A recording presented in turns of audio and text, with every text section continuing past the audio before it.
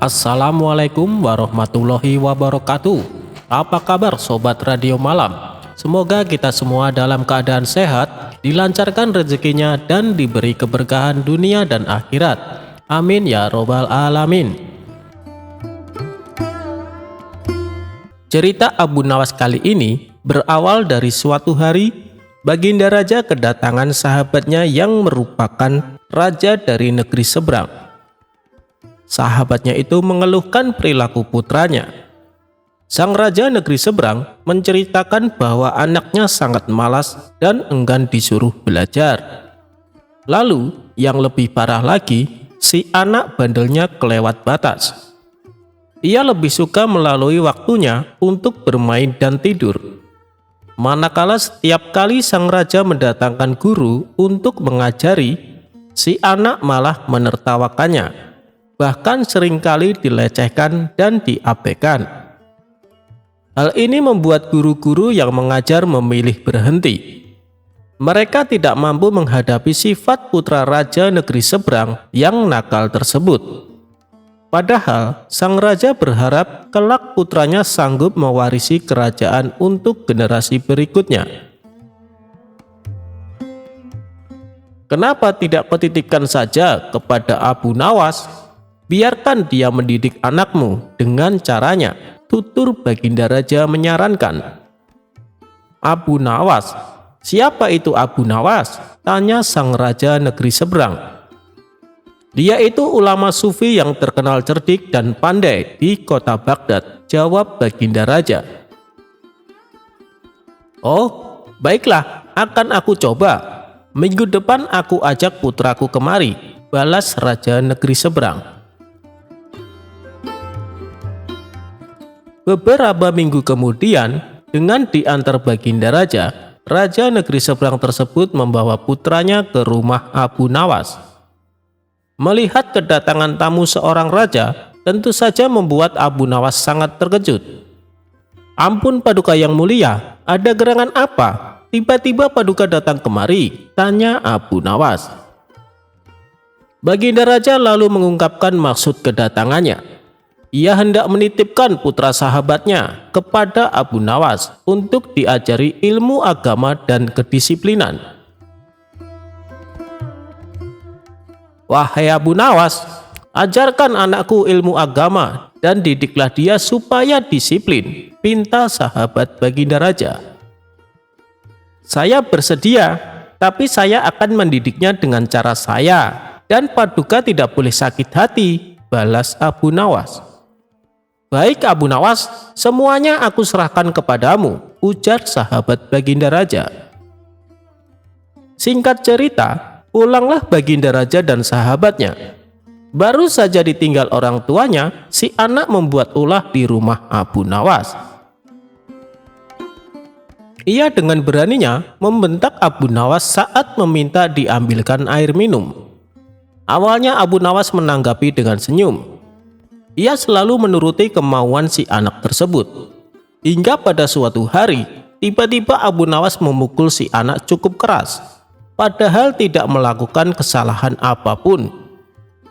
Sejak saat itulah si anak menjadi takut kepada Abu Nawas. Sifatnya yang bandel dan suka malas-malasan mendadak berubah menjadi penurut serta rajin. Singkat cerita, beberapa tahun kemudian, orang tuanya datang untuk menjemput sang putra mahkota. Si anak ini menjadi pribadi yang sopan. Dia juga cerdas dan cepat menguasai berbagai ilmu agama yang diajarkan Abu Nawas. Melihat perubahan pada diri anaknya, sang raja negeri seberang menjadi senang dan bahagia. Seiring berjalannya waktu, si anak yang sudah menginjak dewasa dinobatkan sebagai raja untuk menggantikan posisi ayahnya. Berkat kecerdasan dan kedisiplinannya, dia menjadi raja yang gagah dan berwibawa. Suatu hari dia teringat dengan Abu Nawas, sosok guru yang telah mendidiknya. Ia pun berencana untuk menemuinya dengan didampingi pasukan kerajaan.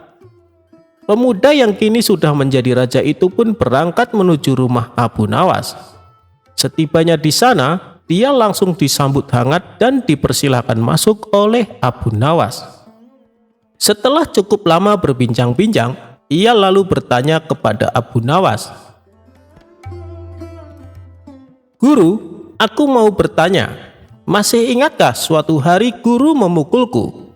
Padahal aku tidak bersalah waktu itu. Atas dasar apa guru melakukannya?"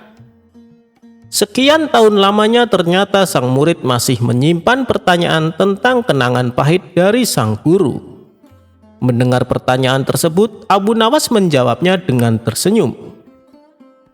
"Aku sudah lama menunggu datangnya hari ini ketika kamu bertanya tentang pukulan itu.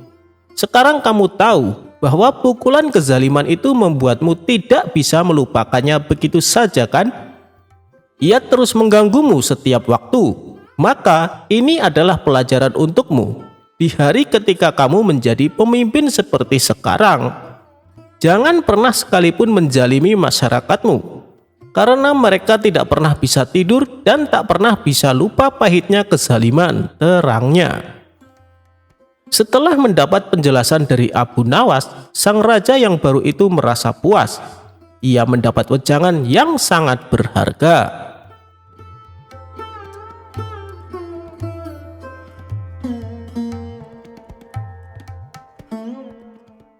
Abu Nawas dan kabar besok kiamat.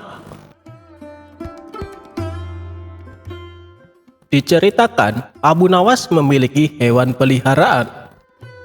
Di samping memiliki keledai sebagai tunggangannya, ia juga memelihara seekor kambing yang sangat gemuk dan besar.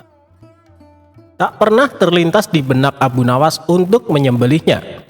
Ia lebih menyukai kambingnya sebagai hewan peliharaan. Pada suatu hari, kawan-kawan Abu Nawas datang berkunjung ke rumahnya. Saat memasuki halaman rumah, mereka melihat kambing peliharaan Abu Nawas yang diikat di samping rumah. Abu Nawas menyambut hangat kawan-kawannya itu, dan setelah mengobrol, salah satu kawannya berkata kepada Abu Nawas, "Kambing punyamu hebat sekali Abu Nawas, gemuk dan sehat. Bagaimana kalau kita berpesta dan sembelih saja kambing itu?" usul kawan lainnya. "Ya, aku setuju. Dagingnya pasti enak dan lezat," timpal kawan satunya. Mendengar perkataan teman-temannya, Abu Nawas mencoba mengelak. "Kambingku itu tidak terlalu gemuk, belum begitu besar," kata Abu Nawas beralasan. Bagaimanapun, Abu Nawas sangat menyayangi kambingnya. Ia tidak sampai hati kalau sampai disembelih. "Hei Abu Nawas, apa kamu tidak dengar kabar kalau besok akan kiamat? Kambingmu juga tidak akan bertambah gemuk," kata teman-temannya. "Ya Abu Nawas, besok akan kiamat, kita sembelih saja kambingnya," sahut yang lainnya. Mereka terus saja mendesak Abu Nawas agar bersedia kambing kesayangannya disembelih. Abu Nawas pun mulai kesal mendengar perkataan teman-temannya yang memaksa. "Baiklah, besok kita akan pesta di pantai. Daging kambingnya kita bakar dan kita makan sama-sama," tutur Abu Nawas. Keesokan harinya, Abu Nawas dan teman-temannya berangkat menuju sebuah pantai. Setibanya di sana, Abu Nawas berkata, "Kalian bersenang-senang saja dahulu, biar aku yang memasaknya." Mendengar itu, teman-temannya kegirangan dan mereka segera melepas baju untuk berenang di tepian pantai. Saat mereka tengah berenang, diam-diam Abu Nawas mengambil baju semua temannya. Abu Nawas pun mulai menyembelih kambing dan mengulitinya. Lalu ia membakar semua baju temannya untuk memanggang daging kambing tersebut. Selesai berenang, teman-temannya kebingungan mencari baju. "Hei Abu Nawas, kamu melihat baju kami tidak?" tanya temannya. "Oh iya, tadi aku waktu kesini lupa membawa kayu bakar. Sebagai gantinya, aku bakar baju kalian untuk memanggang daging kambing ini," ujar Abu Nawas. "Kamu gila ya Abu Nawas? Masa kami pulang dalam keadaan telanjang?" ucap mereka. Percayalah padaku, kalian sudah tidak akan membutuhkan baju, karena kata kalian, hari ini akan kiamat bukan? Timpal Abu Nawas. Teman-temannya hanya bisa bengong mendengar jawaban Abu Nawas. Mereka tak mungkin memarahi Abu Nawas, karena yang dilakukan Abu Nawas akibat perkataan mereka sendiri. Setelah selesai makan, mereka terpaksa pulang tanpa memakai baju. Dan di sepanjang perjalanan, mereka ditertawakan oleh para warga yang melihatnya.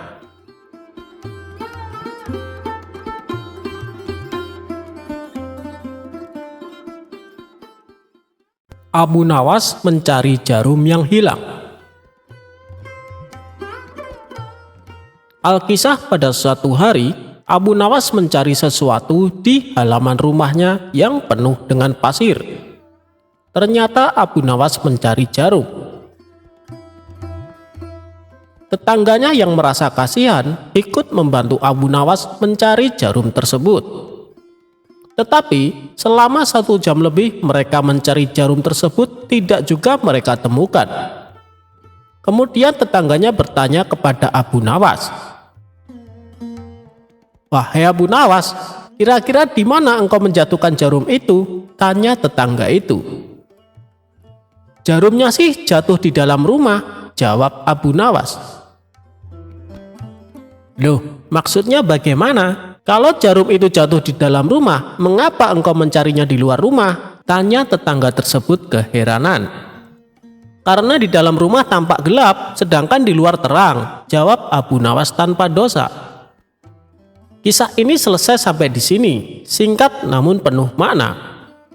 Ada yang memaknai jika mencari kebahagiaan di luar rumah itu tidak ada artinya. Padahal kebahagiaan sesungguhnya ada di dalam rumah yang terkadang tak terlihat.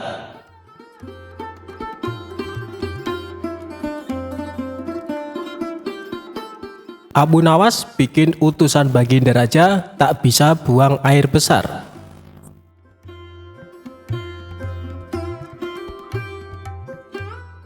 Sudah beberapa hari sosok Abu Nawas tidak hadir di istana. Hal tersebut kemudian membuat Baginda Raja sangat gundah. Baginda Raja ingin sosok Abu Nawas hadir untuk menghibur hati sang raja. Bukan tanpa usaha, Baginda Raja sudah beberapa kali memanggil Abu Nawas lewat para utusannya. Namun Abu Nawas belum juga menampakkan diri. Setelah lama berpikir mencari cara agar Abu Nawas mau datang ke istana, Baginda Raja akhirnya menemukan ide yang bisa membuat Abu Nawas bisa hadir di istana. Raja kemudian memanggil 3 orang prajurit dan menyuruh mereka pergi ke rumah Abu Nawas agar buang air besar di tempat tidurnya. "Pengawal, pergilah ke rumah Abu Nawas dan beraklah di tempat tidurnya. Dan kalau kalian berhasil, maka masing-masing akan aku berikan uang 1000 dirham," ujar Baginda Raja. Tanpa pikir panjang, ketiga utusan Baginda Raja tersebut langsung menerima perintah sang raja. "Daulat Paduka," jawab ketiga prajurit tersebut secara bersamaan. Mereka pun langsung berangkat menuju rumah Abu Nawas sesuai perintah Baginda Raja. Sementara itu, duduk di sebelah raja ada Ki Patih yang mendengar obrolan rajanya dengan ketiga prajurit tersebut. Ki Patih yang mendengar raja memberikan tugas kepada 3 prajurit tersebut pun memberanikan diri untuk bertanya kepada sang raja. Ia merasa aneh dengan tugas yang diberikan Baginda Raja. "Maaf Paduka, bukankah tugas yang diberikan itu tampak aneh dan menghina?" tanya Patih. "Patih, memang benar, tapi itulah siasatku agar Abu Nawas segera hadir ke istana," jawab Baginda Raja. "Apakah gerangan rencana Baginda?" tanya Ki Patih belum paham. "Nanti kamu akan segera mengetahuinya. Sekarang kamu ikutilah ketiga anak buahmu itu dan intailah mereka, lalu sampaikan kepada Abu Nawas. Bila dia berhasil menggagalkan tugas pengawalnya, maka Abu Nawas akan aku beri uang 3000 dirham dan sekaligus ia boleh memukul utusanku itu," kata Baginda Raja. Prajurit tiba di rumah Abu Nawas. Dengan perasaan yang masih bingung, Patih segera melaksanakan perintah raja. Dia segera berkemas dan menuju ke rumah Abu Nawas. Para prajurit Baginda Raja yang sudah berangkat lebih dulu akhirnya tiba di rumah Abu Nawas. Tanpa basa-basi, ketiganya langsung mengetuk pintu rumah Abu Nawas. Tak lama setelah itu, Abu Nawas pun membukakan pintu dan bertemu ketiga utusan Baginda Raja. "Kami diutus oleh Baginda Raja untuk buang air besar di tempat tidurmu. Karena ini perintah Raja, kamu tidak boleh menolak," kata salah satu prajurit. "Saya sama sekali tidak keberatan. Silahkan saja kalau kalian mampu melaksanakan perintah Raja," jawab Abu Nawas dengan santai. "Betul?" tanya prajurit Raja memastikan. "Ya, silahkan saja," sahut Abu Nawas. Abu Nawas mengawasi orang-orang itu beranjak ke tempat tidurnya dengan perasaan geram yang sudah ia tahan. Berak di tempat tidurku. Betul-betul kelewatan," gumam Abu Nawas dalam hati. Tak mau ranjang tidurnya dikotori, Abu Nawas memutar otaknya untuk mencari cara agar para utusan Baginda Raja tersebut mengurungkan niatnya. Setelah berpikir beberapa saat, Abu Nawas akhirnya menemukan cara untuk menggagalkan tugas para utusan tersebut. Pada saat utusan itu hendak bersiap-siap buang air besar, mendadak Abu Nawas berkata di balik jendela kamar, "Hei para utusan Raja, ada yang lupa saya sampaikan kepada kalian," kata Abu Nawas. "Apa itu?" tanya salah satu utusan Raja. "Saya ingatkan supaya kalian jangan melebihi perintah Baginda Raja. Jika kalian melanggar, saya akan pukul kalian dengan sebuah pentungan besar, dan setelah itu saya akan laporkan kepada Baginda bahwa kalian melanggar perintahnya," jelas Abu Nawas. Dengan cekatan, Abu Nawas segera mengambil sebatang kayu besar yang ada di dapur rumahnya. Abu Nawas kemudian berlari kembali ke kamarnya dengan membawa pentungan kayu besar yang ia ambil di dapur rumahnya. "Hei, apa maksudmu tadi, Abu Nawas?" tanya salah satu utusan. "Ingat, perintah Raja hanya buang air besar saja dan tidak boleh lebih dari itu," jawab Abu Nawas. "Ya, benar," jawab utusan Raja. "Aku ulangi lagi, hanya buang air besar saja, tidak boleh lebih. Ingat, tidak boleh kencing, tidak boleh buka celana, tidak boleh cebok, hanya buang air besar saja," tegas Abu Nawas. "Mana mungkin? Itu tidak mungkin, kami juga harus buka celana dan kencing," jawab salah satu utusan. "Aku akan pukul kalian sekeras-kerasnya jika kalian melanggar perintah Raja," sahut Abu Nawas. Ketiga utusan Baginda Raja tersebut hanya bisa saling pandang kebingungan dengan ucapan Abu Nawas. Di tengah kebingungan tersebut, tiba-tiba ada suara memanggil Abu Nawas. Rupanya suara tersebut datang dari Ki Patih yang memang diutus Baginda Raja untuk mengawasi ketiga utusannya. Melihat keberadaan Ki Patih, Abu Nawas dan ketiga utusan Raja segera berkumpul untuk menemui suara tersebut.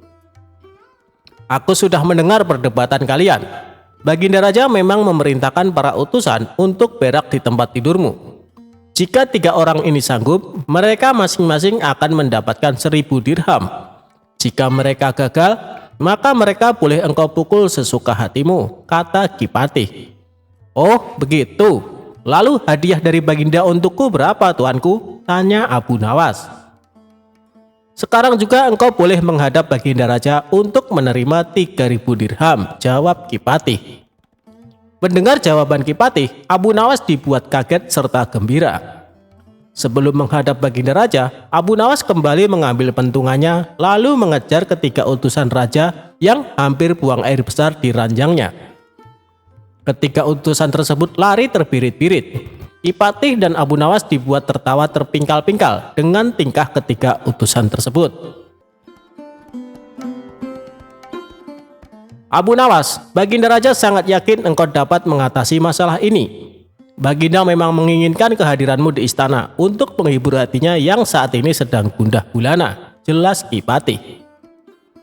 Abu Nawas menyetujui perintah Kipati, dan mereka segera berangkat menuju istana untuk menemui Baginda Raja serta mengambil hadiah 3.000 dirham.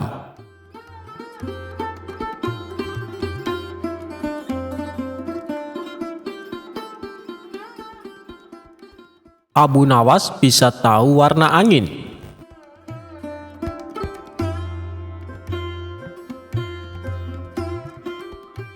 Baginda Raja menunjuk kawannya untuk menjabat sebagai gubernur di kota tempat tinggal Abu Nawas. Tapi sayangnya orang yang ditunjuk ini menyalahgunakan jabatannya. Ia sewenang-wenang memerintahkan para prajurit menangkap para sastrawan yang dianggap pintar. Setelah beberapa sastrawan ditangkap, mereka dihadapkan kepada gubernur yang baru tersebut. Satu persatu di antara mereka ditanya oleh sang gubernur, "Menurutmu aku gubernur yang adil atau zolim?" tanya sang gubernur kepada para sastrawan.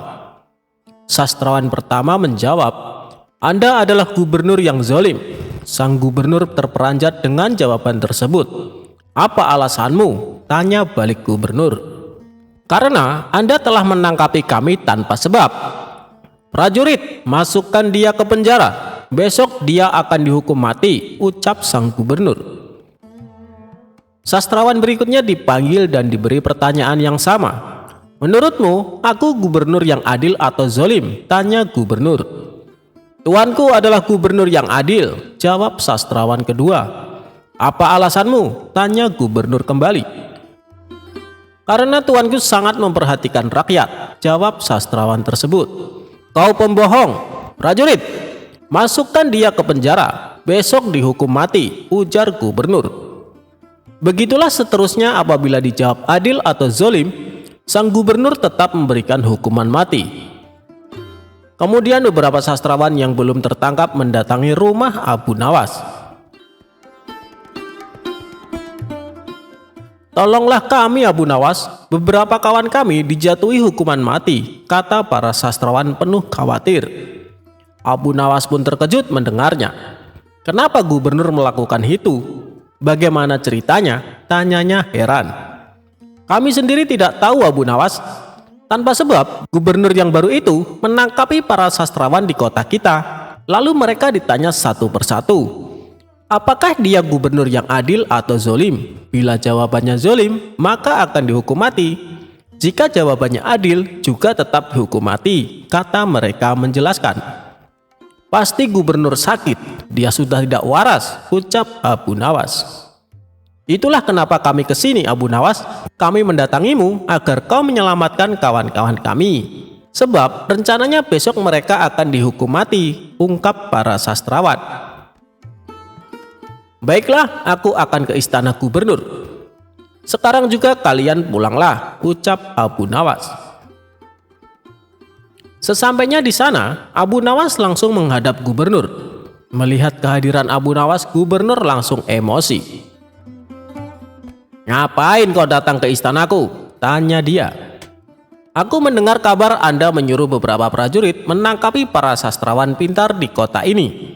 Tapi kenapa aku tidak ditangkap? Aku sangat tersinggung," jawab Abu Nawas.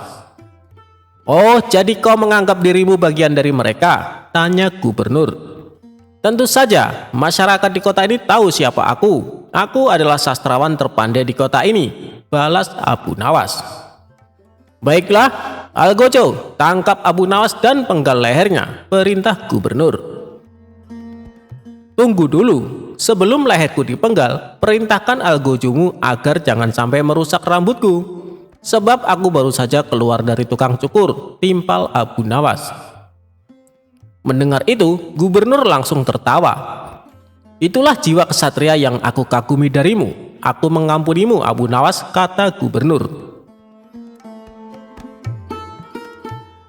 "Bolehkah aku meminta satu permintaan?" tanya Abu Nawas. "Apa permintaanmu? Katakan saja," jawab gubernur. "Aku juga minta pengampunan untuk kawan-kawanku," pinta Abu Nawas. Sejenak gubernur terdiam lalu berkata kepada Abu Nawas, "Aku akan mengabulkan permintaanmu, tapi ada syaratnya. kau harus bisa menjawab 3 pertanyaanku. Baik Gubernur, aku siap menjawabnya, sahut Abu Nawas. Menurutmu, aku gubernur yang adil atau zolim? Tanya dia. Tuan bukan gubernur yang adil, bukan pula gubernur yang zolim. Orang-orang yang zolim itu adalah kita, sedangkan Tuan adalah pedang keadilan yang membalas kezaliman, jawab Abu Nawas. Luar biasa, jawabanmu sungguh menakjubkan Abu Nawas, ujar sang gubernur. Sekarang pertanyaan kedua, mana yang lebih bermanfaat, matahari atau bulan? Tanya gubernur. Matahari terbit di siang hari bersamaan dengan terangnya dunia. Maka menurutku matahari kurang bermanfaat. Sementara bulan terbit di waktu malam yang menerangi dunia dan menjadikannya seperti siang. Maka menurutku manfaat bulan lebih besar, ujar Abu Nawas.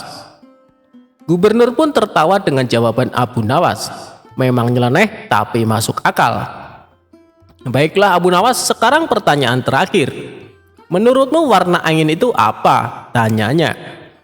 Warna angin itu merah, jawab Abu Nawas dengan enteng. Apa alasanmu? Tanya gubernur lagi. Kalau kita masuk angin, lalu badan dikerok, pasti akan muncul warna merah di badan. Itu menunjukkan kalau anginnya sedang keluar. Berarti warna angin adalah merah, jawab Abu Nawas menerangkan. Untuk kedua kalinya gubernur dibuat tertawa terpingkal-pingkal. Kamu memang cerdik Abu Nawas. Kau mendapatkan apa yang kau inginkan. Ternyata apa yang dikatakan Baginda Raja tentangmu memang benar, tutur gubernur. Abu Nawas spontan kaget mendengar nama Baginda Raja disebut. Maksud Tuan bagaimana? Tanya Abu Nawas penasaran. Jadi begini, sebelum aku ditugaskan kemari, Baginda Raja memberitahu kalau di kota ini banyak sastrawan pintar, dan di antara sastrawan yang paling cerdik adalah kau. Aku berniat memanggil mereka untuk diberi hadiah. Tapi sebelumnya aku ingin mengerjai dulu.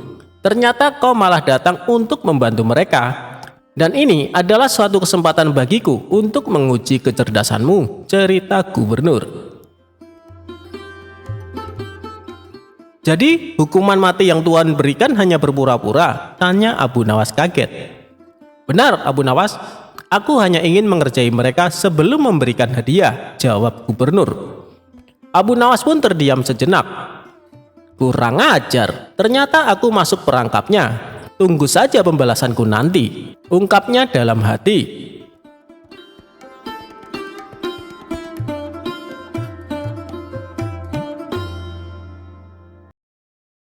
Alasan air laut rasanya asin. Suatu hari Baginda Raja merasa suntuk.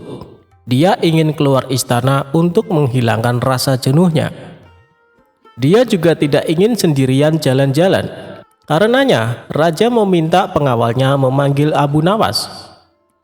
Singkat cerita, Abu Nawas dan Baginda Raja memulai perjalanannya.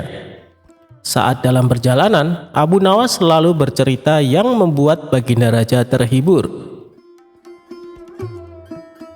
Ketika melintasi di tepi pantai, mereka berdua berhenti sejenak untuk beristirahat. Baginda Raja lalu membasuh muka dan tangannya dengan air laut. Langsung terbesit dalam benaknya akan sebuah pertanyaan. Abu Nawas, menurutmu kenapa air laut itu asin? Tanya Baginda Raja. Mendengar pertanyaan dari rajanya, Abu Nawas pun menjawab. Karena air laut tidak mengalir kemana-mana Paduka, ia senantiasa di tempatnya. Nah, untuk mencegah air laut itu tidak busuk, para leluhur kita dulu memberinya garam. Itulah sebab air laut menjadi asin, jawab Abu Nawas. Mendengar penjelasan itu, Baginda Raja tertawa terpingkal-pingkal. Perjalanan mereka berdua pun akhirnya dilanjutkan. Tidak beberapa lama dari kejauhan, mereka berdua melihat sebuah benda berkilauan. Benda apa itu Abu Nawas? Ayo kita ke sana, ajak Baginda Raja. Abu Nawas bergegas melangkah mendahului Baginda Raja. Setelah benda itu diambil oleh Abu Nawas, ternyata hanya sebuah cermin. Abu Nawas pun segera membuangnya. Melihat hal itu, Baginda Raja terkejut. Kenapa dibuang Abu Nawas? Memangnya itu benda apa? Tanya Baginda Raja. Benda yang sangat jelek Paduka, wajar saja kalau si pemilik membuangnya, jawab Abu Nawas. Tapi benda itu terlihat berkilau dari jauh, ujar Baginda Raja.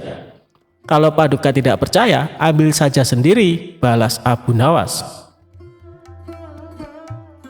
Karena penasaran, Baginda Raja segera memungut benda itu. Setelah diamati, ternyata itu hanyalah sebuah cermin. Baginda Raja lalu berkata, "Ini kan cermin Abu Nawas, kenapa kau bilang kalau benda ini sangat jelek?" tanya Baginda Raja. "Coba perhatikan baik-baik, pasti Paduka akan menemukan kejelekannya," ujar Abu Nawas. Baginda Raja kembali mengamati cermin tersebut. Di situ Baginda Raja tidak menemukan kejelekan. Yang ada hanya wajahnya sendiri di dalam cermin. "Nah, itu sudah tampak jeleknya. Ayo, lekas dibuang saja bendanya Paduka," ucap Abu Nawas. Baginda Raja mulai memahami ucapan Abu Nawas. "Kurang ajar kamu Abu Nawas," balasnya sambil tertawa.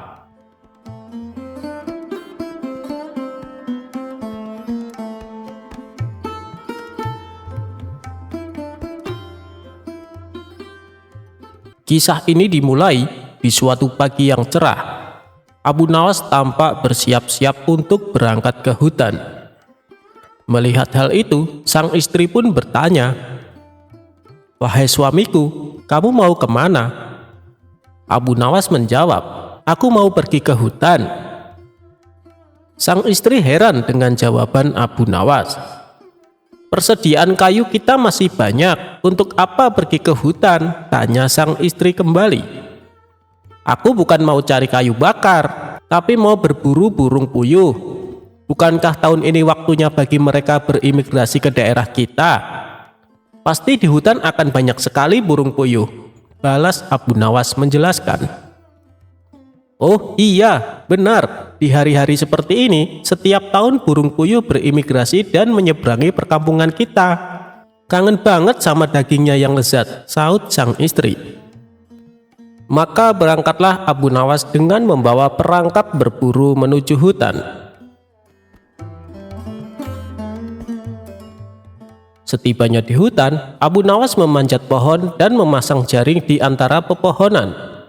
Setelah semuanya selesai, dia pun duduk di atas dahan pohon untuk menunggu hasil buruannya. Selang beberapa saat, satu persatu burung puyuh menubruk jaring dan jatuh ke tanah. Dengan sigap, Abu Nawas langsung menangkapnya. Begitulah kerjaan Abu Nawas sampai menjelang malam hari, sehingga ia memperoleh banyak sekali hasil tangkapan burung puyuh. Selanjutnya, Abu Nawas pulang ke rumah dengan hati penuh gembira. "Wahai istriku, aku memperoleh burung banyak sekali," ucap Abu Nawas. Sang istri pun menjadi ikut senang karena ia sudah kangen dengan masakan daging burung puyuhnya. "Besok aku akan mengajak Tuan Hakim dan kawan-kawan untuk makan bersama kita. Wahai istriku, buatlah masakan daging puyuh yang paling lezat," pinta Abu Nawas kepada istrinya. Keesokan harinya, Abu Nawas menanyakan kepada sang istri, apakah hidangan daging burung puyuhnya sudah siap. "Sudah wahai suamiku, masih aku taruh di wajan agar panasnya tetap awet," jawab sang istri. Lalu Abu Nawas membuka tutup wajan untuk mengintip masakannya. Aromanya nikmat sekali. "Oh iya, rotinya tidak sekalian dicampur," kata Abu Nawas menyarankan sang istri. Menuruti permintaan Abu Nawas, ia memasukkan beberapa roti ke dalam wajan dan menutupnya kembali. Kemudian Abu Nawas keluar. "Baiklah, aku akan keluar sebentar untuk memanggil kawan-kawan dan Tuan Hakim," ucap Abu Nawas. Lalu Abu Nawas pergi menemui kawan-kawannya dan juga Tuan Hakim. Tuan Hakim sangat senang dengan undangan ini. Mengingat daging puyuh adalah makanan kesukaannya, dia pun segera menuju ke rumah Abu Nawas. Sementara sang istri merasa cemburu karena Abu Nawas lebih mementingkan orang lain daripada dirinya. Padahal masakan daging puyuh juga merupakan makanan kesukaannya. Dia pun segera memasukkan semua masakan daging puyuh ke dalam baskom yang sudah dipersiapkan. Kemudian baskom tersebut disembunyikan. Sedangkan wajan yang telah kosong ia isi dengan burung puyuh yang masih hidup dan menutupnya kembali. Tak lama kemudian, datanglah Abu Nawas bersama Tuan Hakim dan kawan-kawannya. Semua tamu undangan dipersilakan duduk di depan meja makan. Lantas Abu Nawas mulai meletakkan piring kosong di depan setiap orang. Tidak lama lagi, di depan kalian akan ada makanan daging puyuh yang paling lezat, ucap Abu Nawas. Abu Nawas lalu masuk ke belakang untuk mengambil wajan dan meletakkannya di meja di hadapan para tamunya. Tak kala dia mengangkat tutup wajan, burung-burung puyuh itu berterbangan keluar. Semua tamu yang diundangnya langsung kaget, apalagi Abu Nawas. Abu Nawas pun menjadi bingung dengan apa yang terjadi. Ya Allah, aku telah memburu burung-burung puyuh itu dan memasaknya, tapi dengan kuasamu engkau hidupkan kembali mereka. Abu Nawas dan kawan-kawannya heran melihat kejadian ini. Sementara di dalam kamar, sang istri dengan asiknya memakan daging puyuh yang dimasaknya. Cara mensiasati tukang bohong.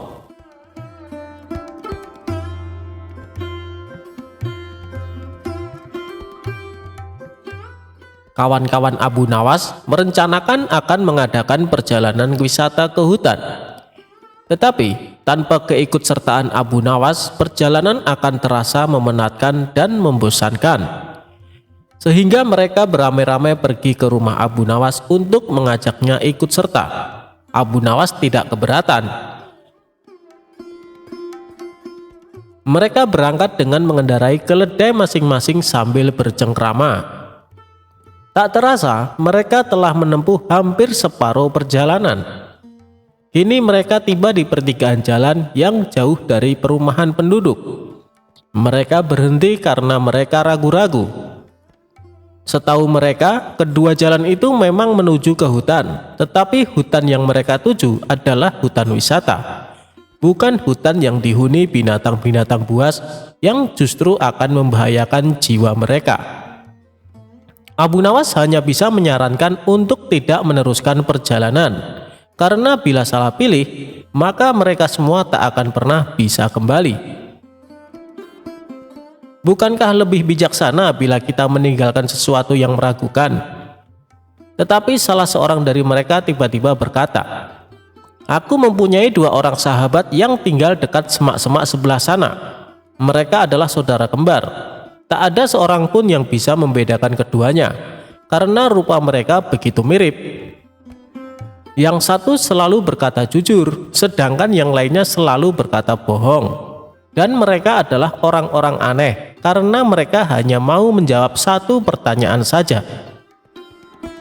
Apakah engkau mengenali salah satu dari mereka yang selalu berkata benar?" tanya Abu Nawas. "Tidak," jawab kawan Abu Nawas singkat. "Baiklah kalau begitu kita beristirahat sejenak," usul Abu Nawas. Abu Nawas makan daging dengan madu bersama kawan-kawannya. Seusai makan, mereka berangkat menuju ke rumah yang dihuni 2 orang kembar bersaudara. Setelah pintu dibuka, maka keluarlah salah seorang dari 2 orang kembar bersaudara itu. "Maaf, aku sangat sibuk hari ini. Engkau hanya boleh mengajukan 1 pertanyaan saja, tidak boleh lebih," katanya. Kemudian Abu Nawas menghampiri orang itu dan berbisik. Orang itu pun juga menjawab dengan cara berbisik pula kepada Abu Nawas. Abu Nawas mengucapkan terima kasih dan segera memohon diri. "Hutan yang kita tuju melewati jalan sebelah kanan," kata Abu Nawas mantap kepada kawan-kawannya. "Bagaimana kau bisa memutuskan harus menempuh jalan sebelah kanan? Sedangkan kita tidak tahu apakah orang yang kita tanya itu orang yang selalu berkata benar atau yang selalu berkata bohong," tanya salah seorang dari mereka. "Karena orang yang kutanya menunjukkan jalan yang sebelah kiri," kata Abu Nawas. Karena masih belum mengerti juga, maka Abu Nawas menjelaskan, "Tadi aku bertanya, apa yang akan dikatakan saudaramu? bila aku bertanya jalan yang mana yang menuju hutan yang indah. Bila jalan yang benar itu sebelah kanan, dan bila orang itu kebetulan yang selalu berkata benar, maka ia akan menjawab jalan sebelah kiri, karena ia tahu saudara kembarnya akan mengatakan jalan sebelah kiri sebab saudara kembarnya selalu berbohong. Bila orang itu kebetulan yang selalu berkata bohong, maka ia akan menjawab jalan sebelah kiri, karena ia tahu saudara kembarnya akan mengatakan jalan sebelah kanan, sebab saudara kembarnya selalu berkata benar.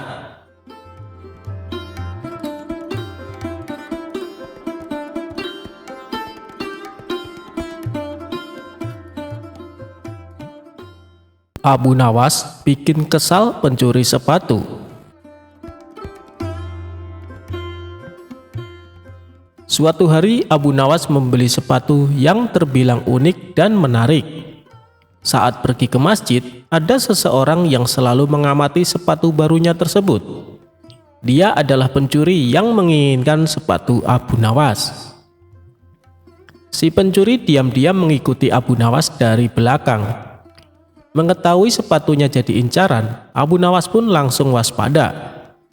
Sesampainya di masjid, Abu Nawas terpaksa memakai sepatu barunya itu ke dalam masjid. Melihat hal itu, sang pencuri menjadi kesal. "Waduh, aku tidak bisa mencuri sepatunya," gumam pencuri itu. Setelah selesai, Abu Nawas bergegas pulang. Baru beberapa langkah keluar masjid, pencuri itu memanggilnya.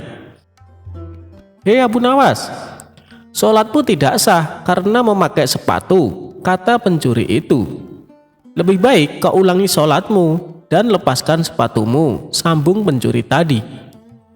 "Biarkan saja, kalaupun aku tidak memperoleh pahala sholatku, setidaknya aku masih memperoleh sepatu baruku," jawab Abu Nawas.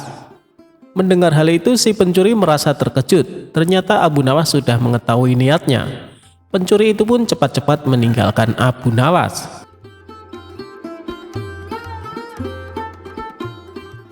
Menghitung jumlah ikan di laut dan bintang di langit. Bermula dari Baginda Raja kerap memberikan ujian serta pertanyaan kepada Abu Nawas. Sosok humoris itu seringkali menjadi labuhan akhir ketika pertanyaan-pertanyaan Baginda Raja tidak bisa dijawab orang-orang istana. Ketika itu Baginda Raja melontarkan pertanyaan terkait jumlah bintang di langit dan ikan di lautan kepada Abu Nawas. "Hei Abu Nawas, manakah yang lebih banyak jumlahnya? Bintang-bintang di langit ataukah ikan-ikan di lautan?" "Ikan-ikan di laut," jawab Abu Nawas dengan tangkas. "Bagaimana kau bisa langsung memutuskan begitu? Apakah engkau pernah menghitung jumlahnya?" tanya Baginda Raja. Abu Nawas menerangkan, "Paduka yang mulia, ikan-ikan di laut setiap hari ditangkapi dalam jumlah besar oleh warga dunia, tetapi jumlah mereka tetap banyak, seolah-olah tidak pernah berkurang." "Lalu dengan bintang-bintang di langit?" tanya Baginda Raja penasaran. "Jumlah mereka juga banyak, tapi bintang-bintang di langit tidak pernah ditangkapi dan tidak pernah diambili.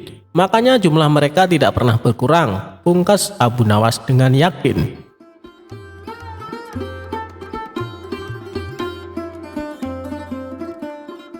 Abu Nawas ajak pencuri menginap di masjid. Abu Nawas mengerjai balik pencuri yang beraksi di rumahnya. Pria pencuri itu melakukannya dengan cara lain karena tahu Abu Nawas susah dikerjai. Sebelum datang ke rumah Abu Nawas, si pencuri memikirkan banyak strategi.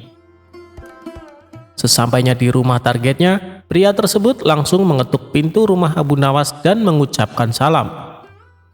Kemudian sang pemilik rumah membuka pintunya dan menjawab salam. Ketika pintu dibuka, Abu Nawas bingung lantaran tidak mengenal pria asing yang datang ke rumahnya itu.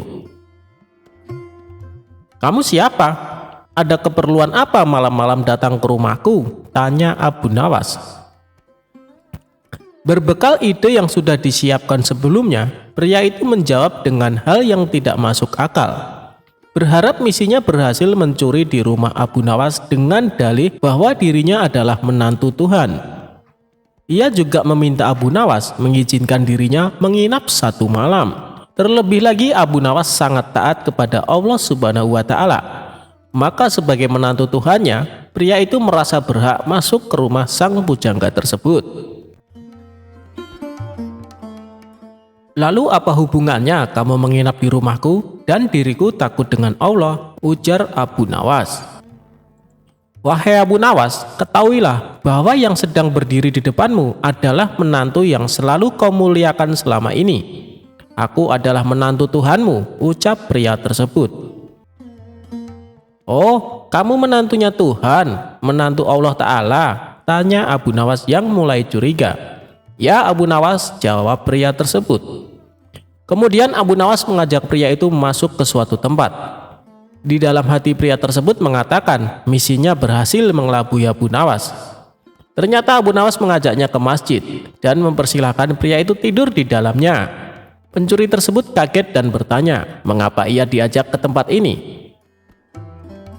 Tadi kan kau bilang menantu Allah Subhanahu wa Ta'ala dan masjid adalah rumah Allah, jadi silahkan menginap di rumah mertuamu, tukasnya.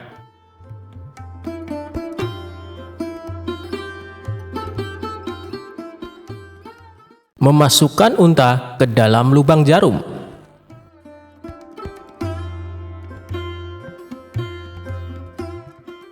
Diawali suatu hari, Baginda Raja tampak termenung di singgasananya. Dilaporkan dia sedang dilanda masalah yang membuat tidak bisa tidur. Tapi masalah yang dihadapi hanya Baginda Raja sendiri yang tahu. Dia sengaja merahasiakan dari orang-orang sekitar, baik kepada penasehat istana maupun Abu Nawas selaku sahabatnya tempat berkeluh kesah.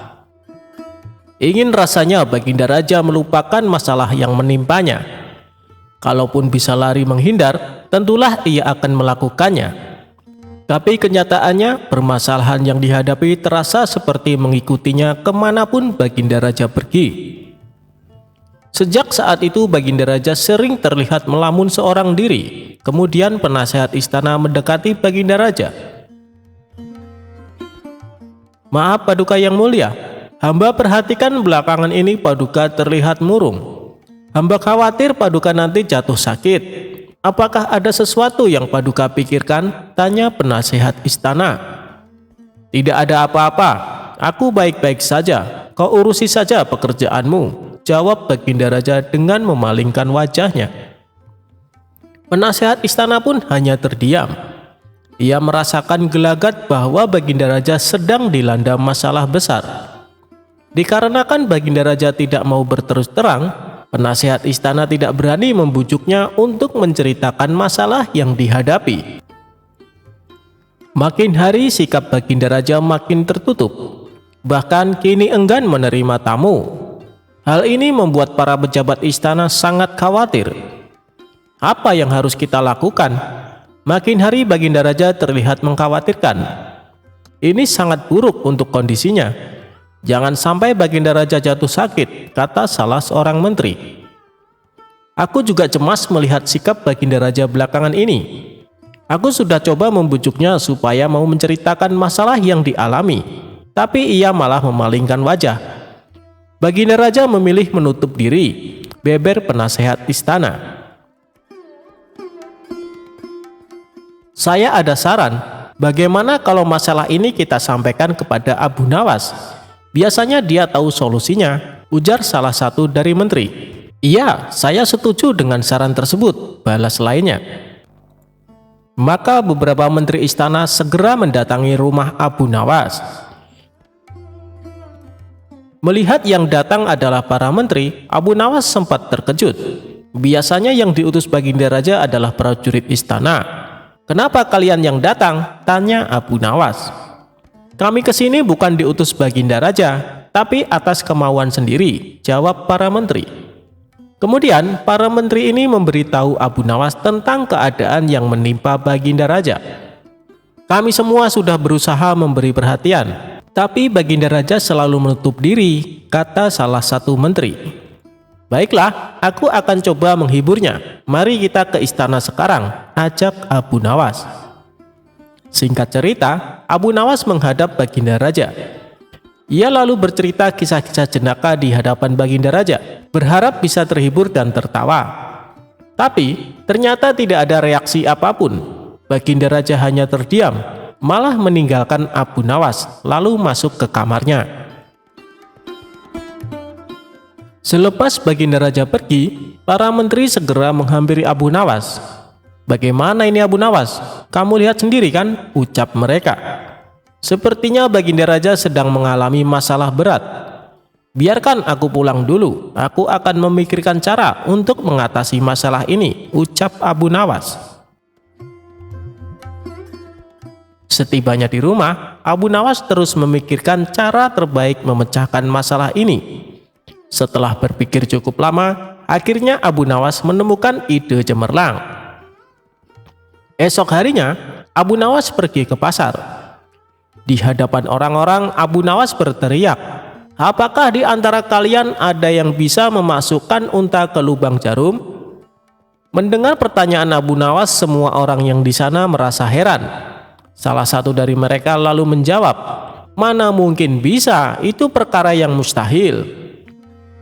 Dengan lantang Abu Nawas membalas, "Tidak ada perkara yang mustahil.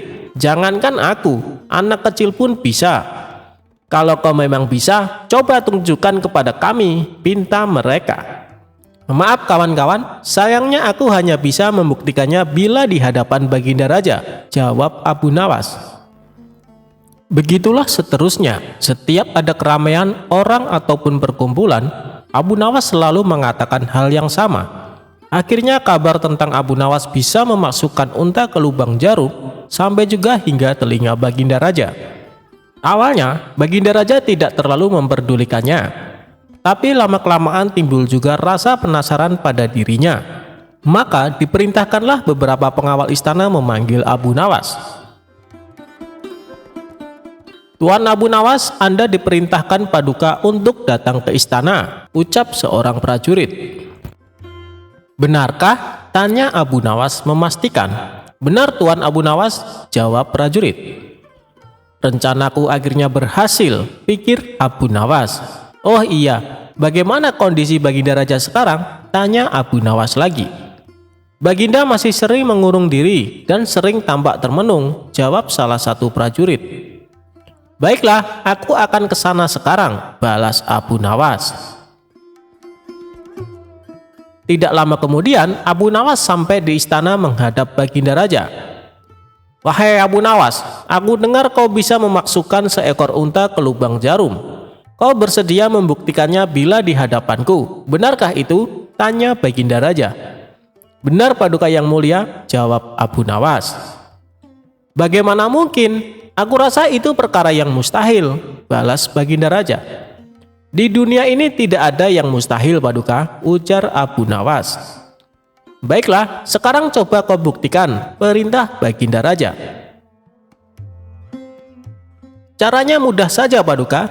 Kita tinggal membuat jarum yang lubangnya lebih besar daripada seekor unta. Dengan begitu, kita bisa memasukkan dengan mudah. Bahkan anak kecil pun bisa," jawab Abu Nawas menjelaskan. "Kalau caranya seperti itu, semua orang pun bisa melakukannya. Berarti kau telah menipu semua orang, termasuk aku," ucap Baginda Raja. "Hamba tidak pernah menipu siapapun, dan hamba juga tidak pernah menipu Paduka. Hamba tidak pernah mengatakan bahwa jarum yang hamba maksud adalah jarum kecil," balas Abu Nawas. "Ya, itu benar. Tapi apa maksud dari pernyataanmu ini?" tanya Baginda Raja. "Hamba hanya ingin mengatakan ada hikmah dari pernyataan ini," jawab Abu Nawas. "Hikmah? Hikmah dari mana?" tanya Baginda Raja heran. "Bukankah tadinya Baginda Raja tidak percaya kalau hamba bisa memasukkan unta ke lubang jarum? Tapi setelah hamba jelaskan, Baginda Raja baru mempercayainya. Begitu juga dengan permasalahan yang sedang kita hadapi. Sebesar apapun masalah, sebesar apapun bebannya, tapi kalau hati kita lebih besar, hati kita lebih luas saat menghadapinya, maka semua masalah akan terasa lebih ringan. Itulah gambaran seekor unta bila dimasukkan ke lubang jarum. Sepintas saat kita menghadapinya pasti itu mustahil dilakukan. Tapi bila hati kita luas dan besar, maka pikiran kita juga akan mengikuti. Dan pada akhirnya, masalah yang kita anggap mustahil diatasi menjadi mudah dan ringan untuk dijalani. Bagaimana kita akan bisa tenang bila kita menghadapi masalah dengan hati yang sempit? Tutur Abu Nawas. Seketika Baginda Raja terdiam. Ia terus merenungi ucapan Abu Nawas. Suasana pun mendadak menjadi hening. Tidak berapa lama, Baginda Raja pun berkata, "Terima kasih Abu Nawas, kau telah menyadarkanku. Selama ini aku memang sedang dilanda masalah dan hatiku sempit menghadapinya, sehingga pikiranku juga ikut menjadi buntu," ujar Baginda Raja. Sejak kejadian itu, kini Baginda Raja mulai terlihat ceria. Ia tidak lagi terlihat murung seperti hari-hari sebelumnya. Permasalahan bukanlah hal yang untuk dilamunkan, melainkan dihadapi dengan hati yang besar. Maka akan tercipta solusi dari sebuah pemikiran yang jernih.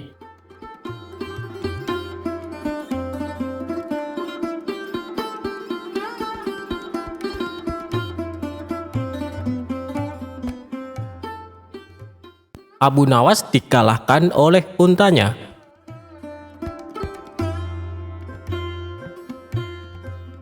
Alkisah di negeri 1001 malam, ada unta yang bisa berbicara dengan manusia.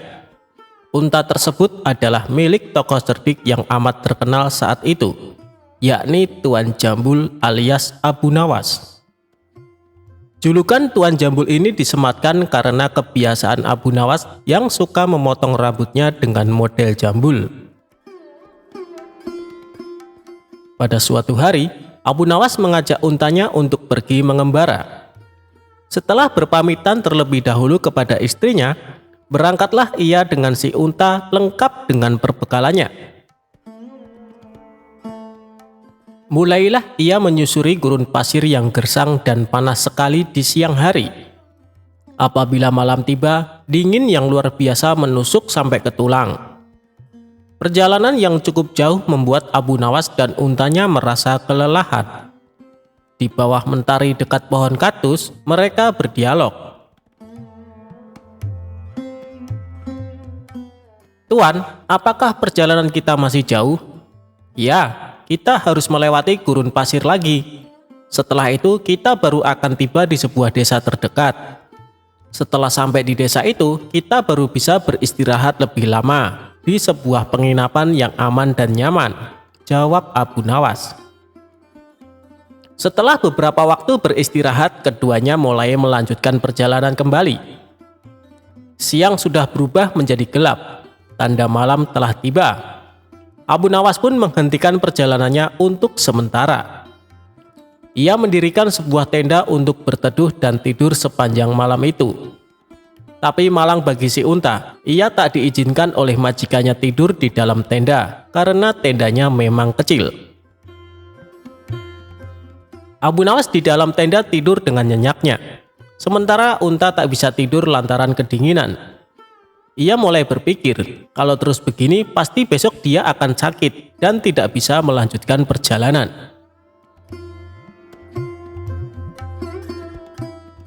Tengah malam si unta membangunkan majikannya dan berkata, "Tuan, saya kedinginan, izinkan saya menitipkan ujung kaki saya masuk ke dalam tenda."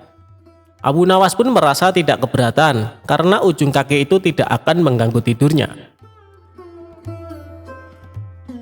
Setelah 1 jam, si unta berkata lagi, "Tuan, saya kedinginan. Izinkan saya masukkan kaki depan saya ke dalam tenda, agar besok saya kuat berjalan membawa Tuan di atas punggung saya." Benar juga, pikir Abu Nawas. Ia pun mengizinkan. 1 jam lagi si unta berkata lagi, "Tuan, hidung saya mulai berair. Besok saya akan sakit dan tidak bisa membawa Tuan di atas punggung saya. Izinkan kepala saya berada di dalam tenda." Demikianlah jam demi jam berlalu hingga akhirnya Abu Nawas tak menyadari jika sekarang ia tidur di luar tenda. Ia pun merasa menggigil kedinginan. Sampai paginya, ia baru menyadari jika dirinya tidur di luar. Melihat untanya masih nyenyak di dalam, si majikan pun membangunkan dan menanyainya kenapa ia tidur di luar, sementara unta malah di dalam tenda. Unta pun bangun. Ia tersenyum sambil menggosok-gosok matanya. Dijawabnya pertanyaan Abu Nawas tadi dengan santai. "Saya kan tidak mengusir Tuan. Saya sudah meminta izin terlebih dahulu kepada Tuan. Tuan juga memperbolehkan anggota tubuh saya masuk ke dalam tenda. Ini saya lakukan agar hari ini saya kuat menggendong Tuan di atas punggung saya untuk melanjutkan perjalanan." Sambil bersin-bersin, Abu Nawas berkata, "Kau memang unta cerdik. Aku yang biasa dikenal orang paling cerdik, ternyata masih bisa kau kalahkan." Si unta pun menjawab dengan merendahkan diri, "Saya begini kan karena berguru pada Tuan." Abu Nawas pun tertawa lepas mendengar perkataan untanya.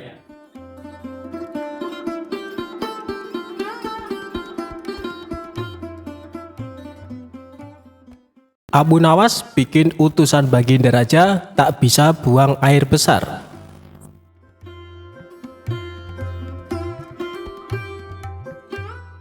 Sudah beberapa hari sosok Abu Nawas tidak hadir di istana.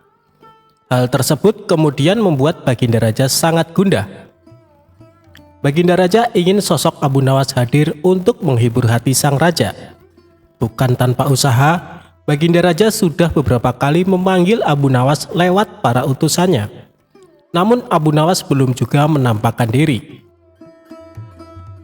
Setelah lama berpikir mencari cara agar Abu Nawas mau datang ke istana, Baginda Raja akhirnya menemukan ide yang bisa membuat Abu Nawas bisa hadir di istana.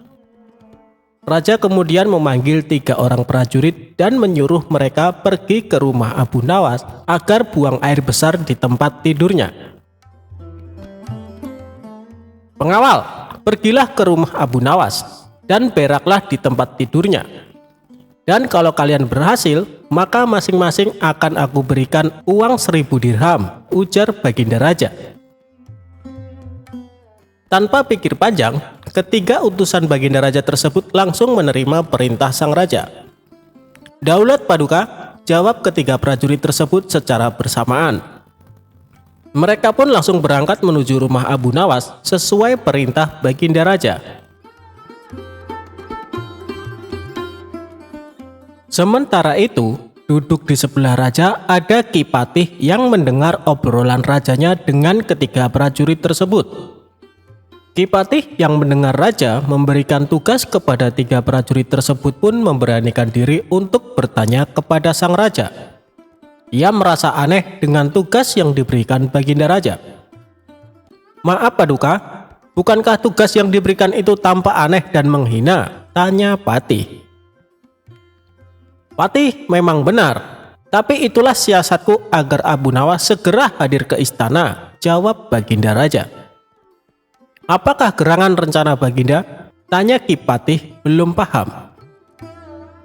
"Nanti kamu akan segera mengetahuinya.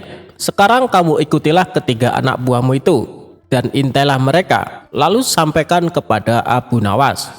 Bila dia berhasil menggagalkan tugas pengawalnya, maka Abu Nawas akan aku beri uang 3000 dirham dan sekaligus ia boleh memukul utusanku itu," kata Baginda Raja. Prajurit tiba di rumah Abu Nawas. Dengan perasaan yang masih bingung, Patih segera melaksanakan perintah raja. Dia segera berkemas dan menuju ke rumah Abu Nawas. Para prajurit Baginda Raja yang sudah berangkat lebih dulu akhirnya tiba di rumah Abu Nawas. Tanpa basa-basi, ketiganya langsung mengetuk pintu rumah Abu Nawas. Tak lama setelah itu, Abu Nawas pun membukakan pintu dan bertemu ketiga utusan Baginda Raja. "Kami diutus oleh Baginda Raja untuk buang air besar di tempat tidurmu. Karena ini perintah Raja, kamu tidak boleh menolak," kata salah satu prajurit. "Saya sama sekali tidak keberatan. Silahkan saja kalau kalian mampu melaksanakan perintah Raja," jawab Abu Nawas dengan santai. "Betul?" tanya prajurit raja memastikan. "Ya, silakan saja," sahut Abu Nawas. Abu Nawas mengawasi orang-orang itu beranjak ke tempat tidurnya dengan perasaan geram yang sudah ia tahan.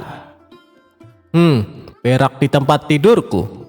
Betul-betul kelewatan, gumam Abu Nawas dalam hati. Tak mau ranjang tidurnya dikotori, Abu Nawas memutar otaknya untuk mencari cara agar para utusan Baginda Raja tersebut mengurungkan niatnya. Setelah berpikir beberapa saat, Abu Nawas akhirnya menemukan cara untuk menggagalkan tugas para utusan tersebut. Pada saat utusan itu hendak bersiap-siap buang air besar, mendadak Abu Nawas berkata di balik jendela kamar, "Hei para utusan raja, ada yang lupa saya sampaikan kepada kalian," kata Abu Nawas. "Apa itu?" tanya salah satu utusan raja. "Saya ingatkan supaya kalian jangan melebihi perintah Baginda Raja. Jika kalian melanggar, saya akan pukul kalian dengan sebuah pentungan besar, dan setelah itu saya akan laporkan kepada Baginda bahwa kalian melanggar perintahnya," jelas Abu Nawas. Dengan cekatan, Abu Nawas segera mengambil sebatang kayu besar yang ada di dapur rumahnya. Abu Nawas kemudian berlari kembali ke kamarnya dengan membawa pentungan kayu besar yang ia ambil di dapur rumahnya. "Hai, apa maksudmu tadi Abu Nawas?" tanya salah satu utusan. "Ingat, perintah raja hanya buang air besar saja dan tidak boleh lebih dari itu," jawab Abu Nawas. "Ya, benar," jawab utusan raja. "Aku ulangi lagi, hanya buang air besar saja, tidak boleh lebih. Ingat, tidak boleh kencing, tidak boleh buka celana, tidak boleh cebok, hanya buang air besar saja," tegas Abu Nawas. "Mana mungkin, itu tidak mungkin, kami juga harus buka celana dan kencing," jawab salah satu utusan. "Aku akan pukul kalian sekeras-kerasnya jika kalian melanggar perintah raja," sahut Abu Nawas. Ketiga utusan Baginda Raja tersebut hanya bisa saling pandang kebingungan dengan ucapan Abu Nawas. Di tengah kebingungan tersebut, tiba-tiba ada suara memanggil Abu Nawas. Rupanya suara tersebut datang dari Ki Patih yang memang diutus Baginda Raja untuk mengawasi ketiga utusannya. Melihat keberadaan Ki Patih, Abu Nawas dan ketiga utusan raja segera berkumpul untuk menemui suara tersebut. "Aku sudah mendengar perdebatan kalian. Baginda Raja memang memerintahkan para utusan untuk berak di tempat tidurmu. Jika 3 orang ini sanggup, mereka masing-masing akan mendapatkan 1000 dirham. Jika mereka gagal, maka mereka boleh engkau pukul sesuka hatimu," kata Ki Patih. "Oh, begitu. Lalu hadiah dari Baginda untukku berapa, tuanku?" tanya Abu Nawas. "Sekarang juga engkau boleh menghadap Baginda Raja untuk menerima 3000 dirham," jawab Ki Patih.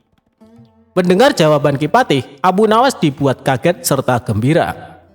Sebelum menghadap Baginda Raja, Abu Nawas kembali mengambil pentungannya lalu mengejar ketiga utusan raja yang hampir buang air besar di ranjangnya. Ketiga utusan tersebut lari terbirit-birit. Ki Patih dan Abu Nawas dibuat tertawa terpingkal-pingkal dengan tingkah ketiga utusan tersebut. "Abu Nawas, Baginda Raja sangat yakin engkau dapat mengatasi masalah ini. Baginda memang menginginkan kehadiranmu di istana untuk menghibur hatinya yang saat ini sedang gundah gulana," jelas Ki Patih. Abu Nawas menyetujui perintah Ki Patih, dan mereka segera berangkat menuju istana untuk menemui Baginda Raja serta mengambil hadiah 3000 dirham.